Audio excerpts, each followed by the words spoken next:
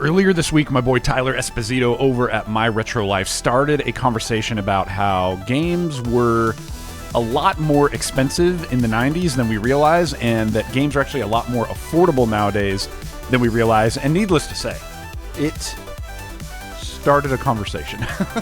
This week on my stream, we talked a little bit about it, and I shared my take because I think there was also one point that we all seem to be missing. Here's what happened.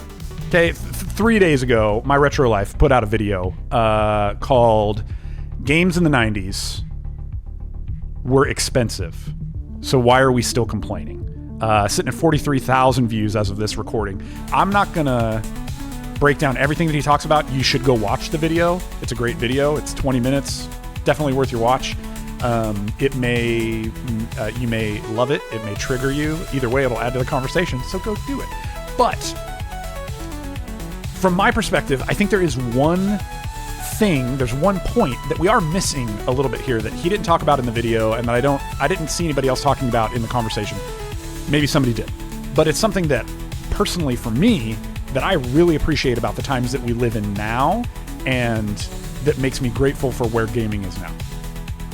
And so, back when I was a kid, there was only a few teams in town. When I first came on the scene, I think the first game that I ever remember playing was River Raid on the Atari. Okay. And then I moved next door to somebody who had an NES, and that was the first time that I ever got to play a Nintendo. And I got to play Super Mario, Duck Hunt, and then they had Tecmo Bowl, which I didn't know how to play. I just kept punting back and forth. It was ridiculous. But when I eventually got my own NES, it was either you're getting an NES or you're getting like a Sega Master System, Sega Master System, and that's it. And then when the 16-bit era hit, it was like you could get the Sega Genesis or you could get the Super Nintendo, and that was it. And if you watch some of Tyler's videos, Tyler Esposito, My Retro Life, I mean, you see just the amazing spread of games that he had growing up. Just ridiculous. Like a kid's dream come true. Just awesome. So crazy. I didn't grow up with that. It was like one or the other, and I was lucky even if I got one. And so there was only a couple of teams in town. You were either a Sega kid or a Nintendo kid. And for me, I mean, it really continued on through, when the N64 hit, it felt like it was N64 or the PlayStation, and I got an N64. And then eventually I think I made the jump to the PS2 and stuff like that. And then it kind of felt like PS2, Xbox, that kind of thing. But here's the point that I'm trying to get to. Back in the day, if you could afford to buy everything, cool. But I would venture a guess that for most people, you just had to pick and choose. And so your options in a lot of ways were incredibly limited on what you could get. And some of the points that Tyler shares in his video is, you didn't know when you would go in to rent a game or go to buy a game, you didn't know if it was good. You had a couple of resources like magazines and different things like that, but you didn't really know. You were taking a chance. Things now are so different. The sheer amount of options that we have nowadays, I think one is something that's pretty amazing and we should be grateful for. But two, I think it's part of what lends to prices having stayed the same. Because back in the day, in the 80s and the 90s, the barrier for entry to be a developer was so high. You had these big companies that were making games, and that was about it. We live in a time now where a kid in his room can create a banger of a game, sell it on Steam or sell it on some other platform for $10, $20, and it can blow up and it can be amazing. And I think a perfect example of this, there's a guy named M. Dickey Games. It's Matt Dickey, but he goes by M. Dickey. Okay, let me open this in the browser.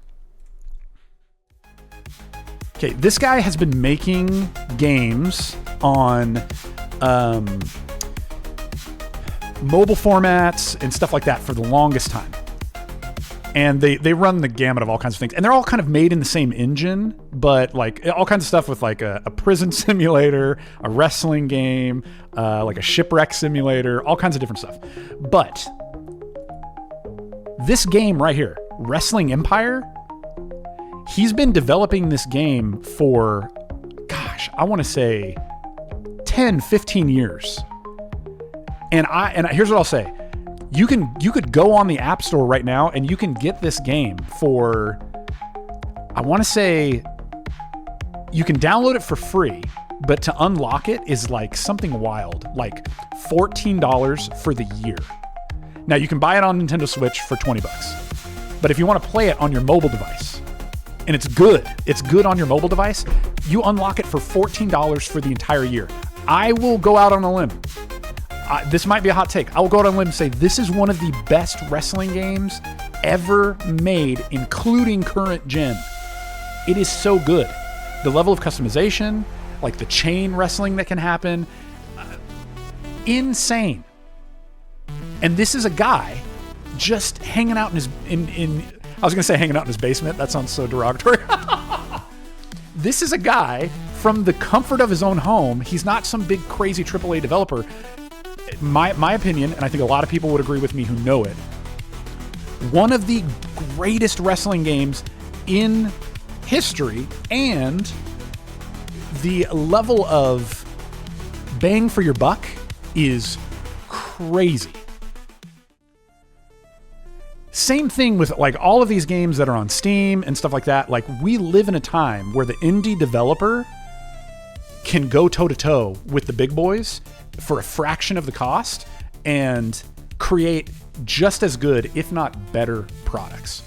And so again, I think this is part of what lends itself to, I think this is part of what has helped to keep prices low compared, like based on inflation, all of that stuff, that kept prices the same, is because as time has gone on, the level of competition has increased and the barrier of entry has diminished.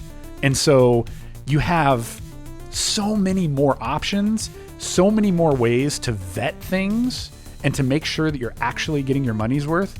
And so I guess what I'm just saying is, like, I 100% agree with Tyler that we have nothing to complain about. I think we should be really grateful. And part of it might be a sign of the times. You know, like one of the things he says is it might be a younger generation who didn't grow up there and have that kind of stuff to look back on. That could be a part of it. I do think it's kind of a little bit of a glass half empty scenario, but I just think, man, we have so much to be grateful for, because the sheer amount of options that we have is just mind blowing. And it's true. It's like all of these AAA games that are coming out with like tons of like DLC, collector's editions, bugs at launch, like broken at launch. It's like all of that's true. And the beautiful thing is you don't have to give them your money. It's like the current state of things that are going on with like Disney and Star Wars, and like being so like upset that it sucks, that they suck so bad. This is the internet's opinion. I'm not necessarily mine. That it sucks so bad when there is literally millions upon millions of other pieces of IP and like media that you can consume. It's like, I don't know. There's just so much good stuff out there, and so many more ways to make sure that you're giving your money to something that's gonna be worth it, that I don't know that we realize how good we have it, maybe, is a way I would say it. So all that to say, man, at the end of the day, go play something you like, go play something you love, and just do your research. And at the end of the day, man, if AAA developers keep disappointing you and you're just so frustrated with them, go support somebody else. Go support some of these indie developers like M. Dickey, doing amazing work. Big fan. Dude, freaking Beyond the Ice Palace. Who was expecting that Beyond the Ice Palace was going to get a sequel 37 years later? Yet here we are. I don't know. Maybe I'm out to lunch. All right, I want to hear what you think. You guys, you're talking in the chat, so let's take a look here and see what we got.